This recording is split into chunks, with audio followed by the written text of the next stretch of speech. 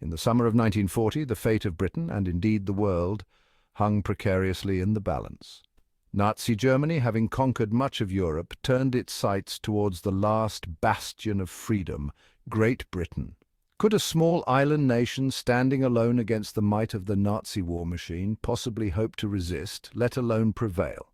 The answer, as history would soon reveal, was a resounding yes. This is the story of the Battle of Britain. The Battle of Britain was more than just a military campaign. It was a testament to the indomitable spirit of the British people. Facing seemingly insurmountable odds, ordinary men and women from all walks of life rose to the challenge, their courage and determination forever etched in the annals of history. From the brave young pilots who took to the skies to the countless civilians on the ground who endured relentless bombing raids, the spirit of defiance burned brightly. The Battle of Britain was a clash of ideologies, a struggle between tyranny and freedom, between darkness and light. It was a battle that would shape the course of the 20th century and beyond, a battle that would determine the fate of nations and the future of liberty itself. The stakes could not have been higher, and the outcome was far from certain. The seeds of the Battle of Britain were sown in the aftermath of World War I, a conflict that left Europe in ruins and its people yearning for peace. The Treaty of Versailles, designed to cripple Germany's military capabilities and ensure lasting peace, instead bred resentment and instability within the nation. The global economic depression of the 1930s further fueled extremist ideologies, paving the way for the rise of Adolf Hitler and his Nazi Party, who promised to restore Germany's former glory. Hitler, driven by a toxic mix of nationalism, militarism, and racial hatred, rearmed Germany in blatant violation of the Treaty of Versailles, defying the international community.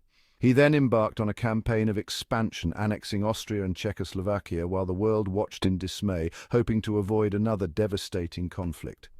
Emboldened by his early successes and the lack of immediate repercussions, Hitler set his sights on Poland, a move that finally forced Great Britain and France to declare war on Germany in September 1939. The initial months of the war were characterized by a period of relative inactivity known as the Phony War, where both sides prepared for the inevitable clash. However, this deceptive lull was shattered in the spring of 1940 when Germany unleashed its blitzkrieg, or lightning war tactics, upon Western Europe, catching many by surprise. Denmark, Norway, the Netherlands, Belgium, and finally France fell in rapid succession, their armies overwhelmed by the speed and ferocity of the German onslaught, leaving Europe in shock. By June 1940, France, Britain's main ally on the continent, had surrendered, leaving a significant power vacuum in Europe. The British Expeditionary Force, having fought bravely but ultimately in vain, was forced to evacuate from the beaches of Dunkirk, leaving behind vast quantities of equipment and many of their comrades. Great Britain now stood alone against the seemingly invincible Nazi war machine, preparing for a battle that would determine the fate of the free world. With the fall of France, Hitler turned his attention towards Great Britain, the last obstacle standing in the way of his ambition to dominate Europe. However, before any invasion attempt could be launched, Germany needed to neutralize the Royal Air Force, or RAF, which posed a significant threat to German naval and air superiority in the English Channel. The Luftwaffe, Germany's formidable air force, was tasked with destroying the RAF and gaining air supremacy over southern England. Led by Hermann Göring, a highly decorated World War I flying ace, the Luftwaffe possessed a numerical advantage in aircraft and experienced pilots. Their primary targets were RAF airfields, radar stations, and aircraft factories, hoping to cripple Britain's ability to defend itself from the air. The RAF, though outnumbered, was a highly skilled and professional fighting force. Equipped with the iconic Supermarine Spitfire and Hawker Hurricane fighters, the RAF pilots were determined to defend their homeland against the Luftwaffe onslaught.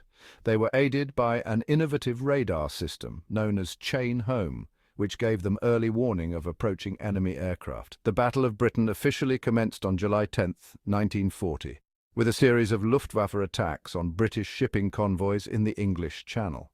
These initial skirmishes were followed by increasingly large-scale air battles as the Luftwaffe attempted to destroy the RAF's fighter defences and gain air superiority. Section 4. The Few, the Proud. The Battle of Britain was fought in the skies above southern England, a deadly ballet of twisting, turning aircraft engaged in a desperate struggle for survival. The skies were filled with the roar of engines and the crackle of gunfire as pilots maneuvered their planes with incredible skill and precision. The pilots who flew and fought in these battles, both British and German, displayed extraordinary courage and skill, pushing their aircraft to the very limits of their capabilities. Their faces, often set in grim determination, told the story of the intense pressure and high stakes they faced every day. On the British side, the pilots of the RAF became known as the Few, immortalized by Winston Churchill's famous words. Never in the field of human conflict was so much owed by so many to so few. These words captured the essence of their sacrifice and heroism. These young men, many of them still in their teens or early 20s, came from all walks of life, united by their determination to defend their country. They left behind families, friends, and futures, driven by a sense of duty and patriotism. Among the most famous RAF pilots were Douglas Bader, a legless ace who became a symbol of courage and determination. His story inspired many, showing that physical limitations could be overcome with sheer willpower.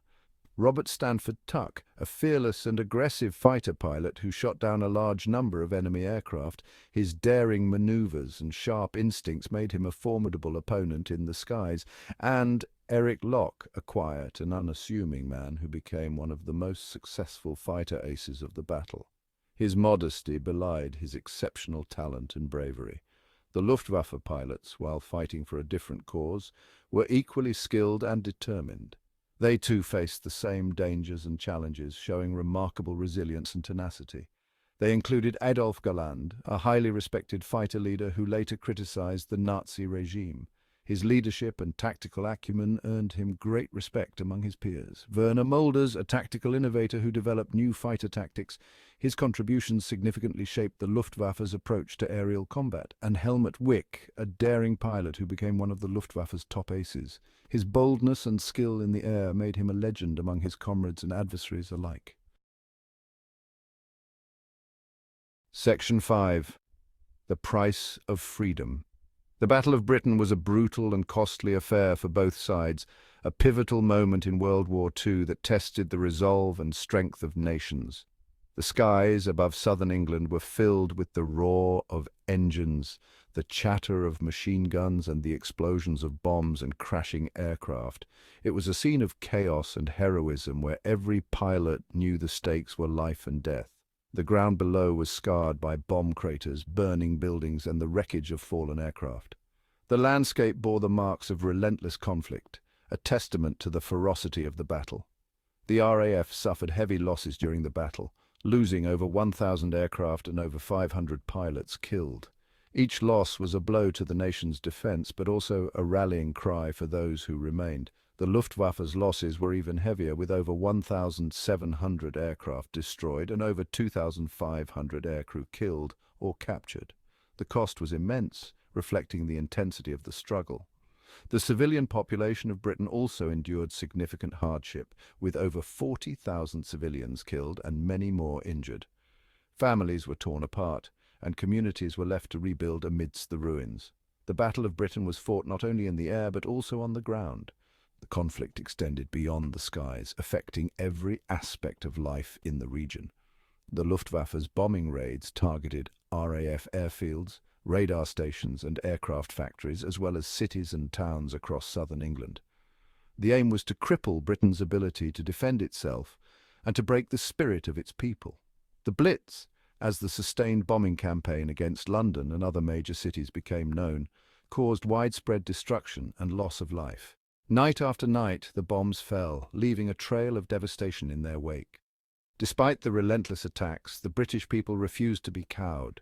Their spirit remained unbroken, a beacon of hope and defiance in the darkest of times.